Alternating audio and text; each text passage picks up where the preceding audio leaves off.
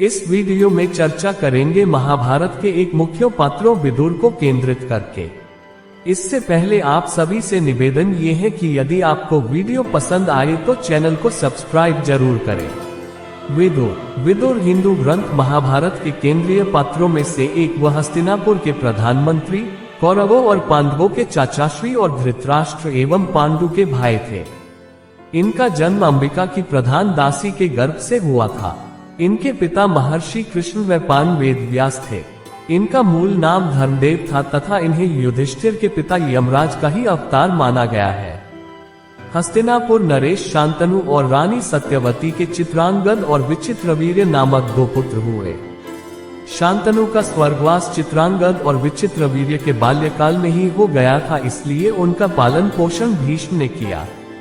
भीष्म ने चित्रांगद के बड़े होने पर उन्हें राजगद्दी पर बिठा दिया, लेकिन कुछ ही काल में गंधर्वों से युद्ध करते हुए चित्रांगद मारा गया। इस पर भीष्म ने उनके अनुज विचित्रवीर्य को राज्य सौंप दिया।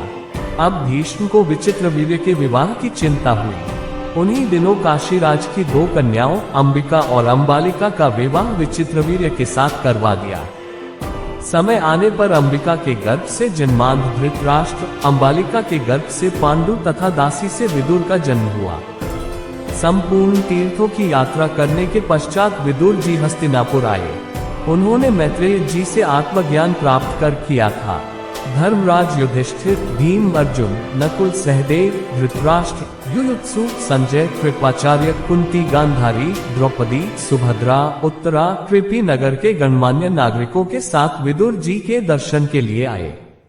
सभी के यथायोग्य अभिवादन के पश्चात युधिष्ठिर ने कहा, हे चाचा जी, आपने हम सब का पालन पोषण किया है और समय समय पर हमारी प्रार्थना करके आपत्तियों से बचाया है।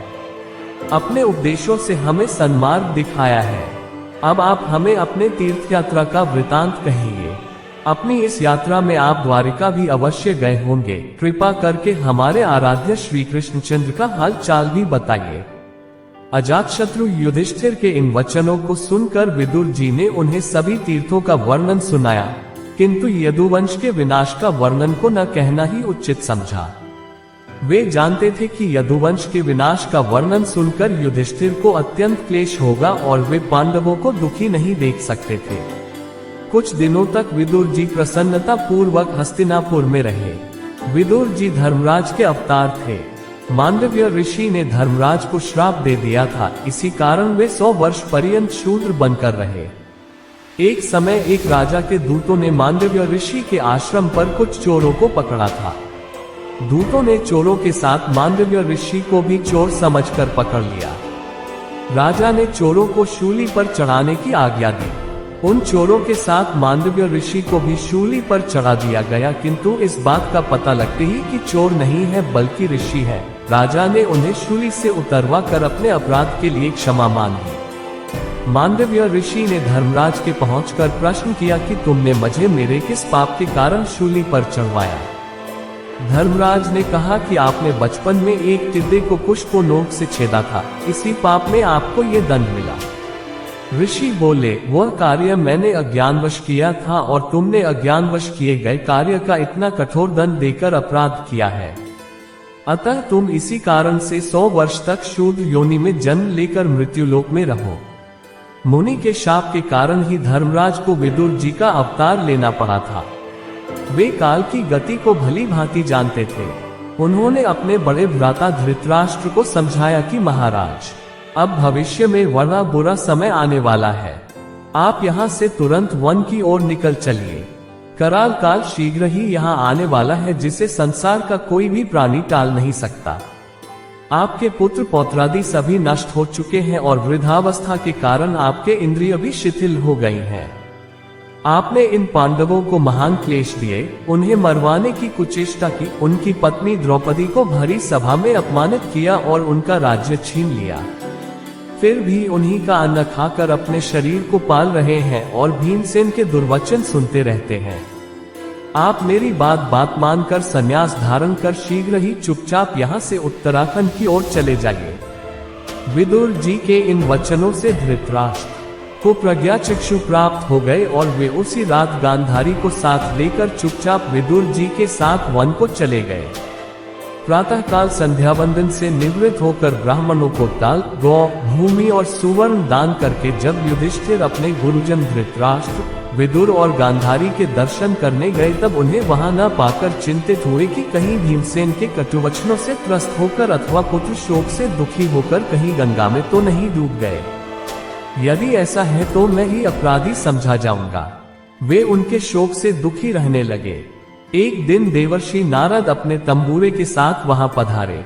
युधिष्ठिर ने प्रणाम करके और यथोचित सत्कार के साथ आसन देकर उनसे विदुर, धृतराष्ट्र और गांधारी के विषय में प्रश्न किया। उनके इस प्रश्न पर नारद जी बोले, हे युधिष्ठिर, तुम किसी प्रकार का शोक मत करो। ये संपूर्ण विश्व परमात्मा के वश में है और वही सबकी रक्षा करता है।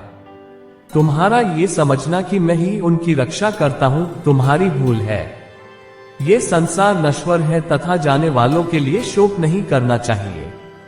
शोक का कारण केवल मोह ही है, इस मोह को त्याग दो। ये पंचभौतिक शरीर नाशवान एवं काल के वश में है। तुम्हारे चाचा धृतराष्ट्र, माता गांधारी एवं विदुर उत्तराखंड में सप्तश्रोत नामक स्थान पर आश्रम बनाकर रहते हैं। वे वहां तीनों काल स्नान करके अग्निहोत्र करते हैं और उनके संपूर्ण पाप धुल चुके हैं। अब उनकी कामनाएं भी शांत हो चुकी हैं। सदा भगवान के ध्यान में रहने के कारण तमोगुण, रजोगुण, सतोगुण और अहंकार बुद्धि नष्ट हो चुकी है। उन्होंने अपने आप को भगवान में लीन कर दिया है। अब मैं तुम्हें बताता हूँ कि वे आज से 5वें दिन अपने शरीर को त्याग देंगे। वन में अग्नि लग जाने के कारण वे उसी में भस्म हो जाएंगे। उनकी साध्वी पत्नी गांधारी भी उसी अग्नि में प्रवेश कर जाएंगी।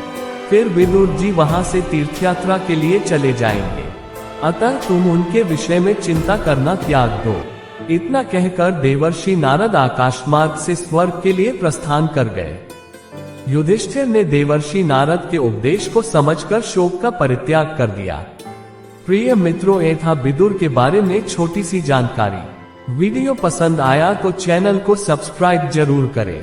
कल फिर मिलेंगे एक नए वीडियो के साथ। आप सब खुश रहे, मस्त रहे।